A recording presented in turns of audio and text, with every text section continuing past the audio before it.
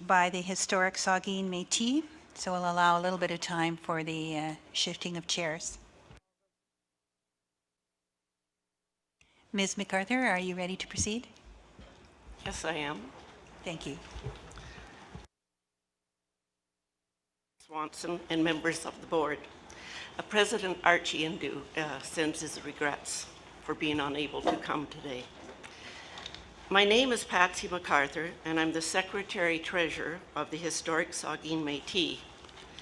Our local Métis community asserts credible Section 35 Aboriginal rights in the Métis Saugeen Traditional Territory and appreciates this opportunity to respond to Information Request 12510 with respect to the direction provided by the Joint Review Panel. Here on behalf of HSM, our senior ecologist, Dr. Gordon Wishek, SLR Consulting Canada Limited, and HSM Coordinator of Lands, Resources and Consultation, Mr. George Govier. Mr. Govier's previous experience with the environmental assessment process includes 13 years as Executive Director of the Northwest Territory, Mackenzie Valley Sawtooth Land and Water Board. Now I will turn it over to Dr. Wishek. Gordon Wishek for the record. We appreciate the opportunity for Saugeen Métis to present our review of OPG's response to Information Request 12510. A colleague and I prepared the review and this presentation comments in consultation with the historic Saugeen Métis. We will address 4 subject matters from the information response. These include the terrestrial environment, hydrology, water quality, and the aquatic environment. The presentation will include or comprise 2 parts. The first part will be the basis of our review, and then the second part will be the summary of our findings. So the basis of our review, this is found in the main direction that's given in the information request from the Joint Panel to Ontario Power Generation. And to us, it seemed to focus on 2 issues. One was to provide a narrative of how residual effects on the environment were determined, and the second was to provide and characterize implications of the effects determination. We focus on 3 points in our evaluation of the narrative review. The first one, the focus was to provide a narrative to avoid arbitrary categories for classification of effects. Here we were examining the use of context-sensitive information.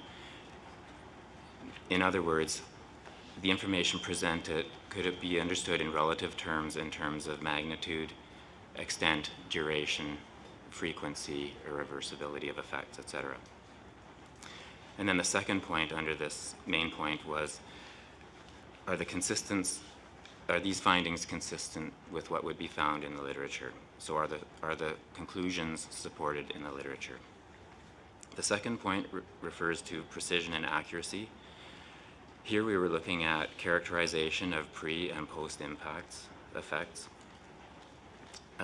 We were looking for an account of measurement error, and also addressing the question, are changes detectable using standard monitoring methods?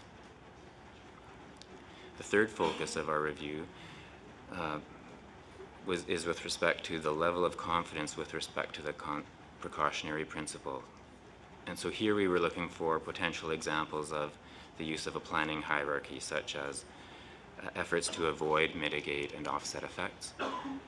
And then monitoring and adaptive management, characterization of predictions, the consequences if the anticipated effects were wrong, and how would contingencies be managed. Just to summarize the basis of our review, we feel that the intent of the direction was to increase the defensibility or repeatability of the evaluation process, and, for example, to allow the following question to be answered. Given the same information, would an independent investigator arrive at similar conclusions?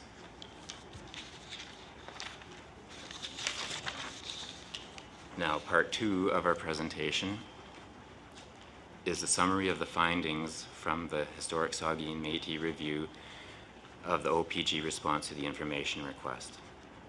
So regarding the terrestrial environment, OPG has justified the independent loss of the eastern white cedar forest on the basis that it is not large enough to compromise sustainability of the local population, that the attributes are not unique, nor are other species dependent upon it, and that connectivity will not be disrupted.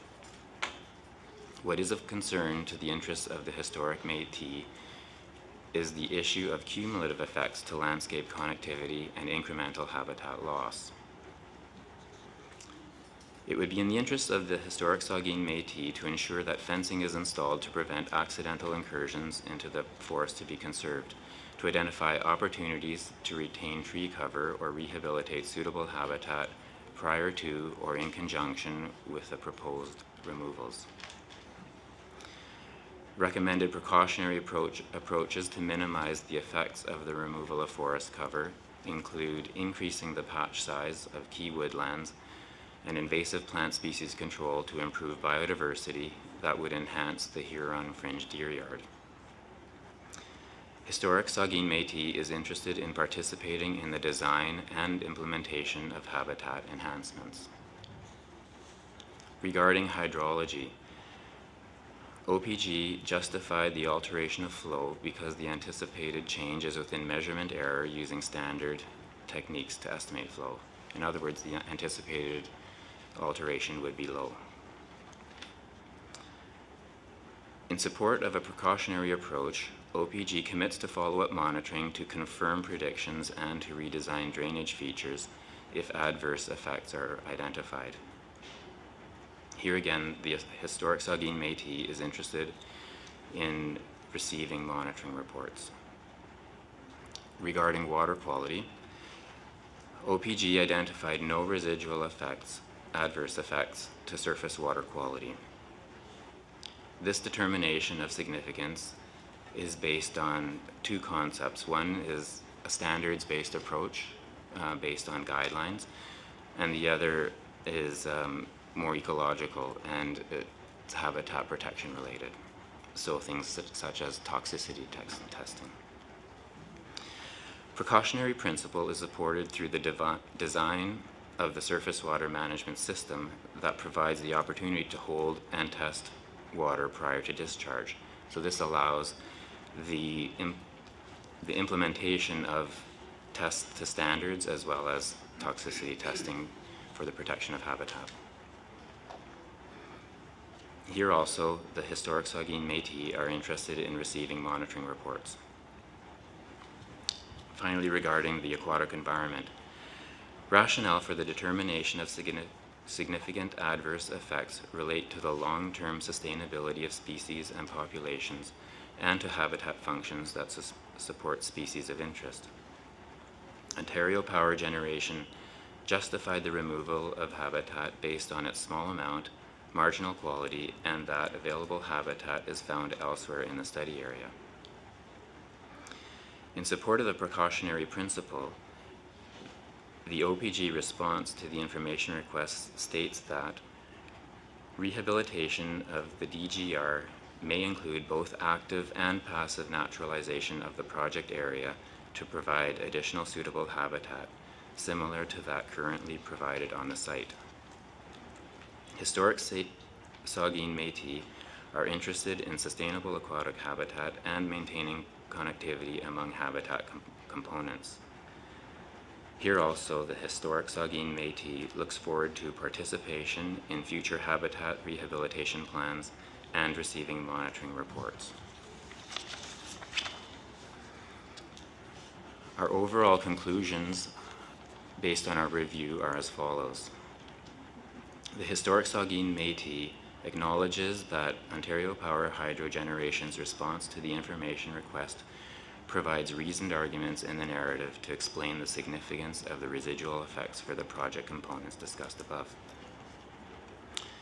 Historic Saugeen Métis acknowledges that Ontario Power Generation's response improves the defensibility and repeatability of the findings. And finally, Historic Saugeen Métis looks forward to ongoing communication with Ontario Power Generation on monitoring results and participation in discussions on habitat sustainability and rehabilitation. Thank you.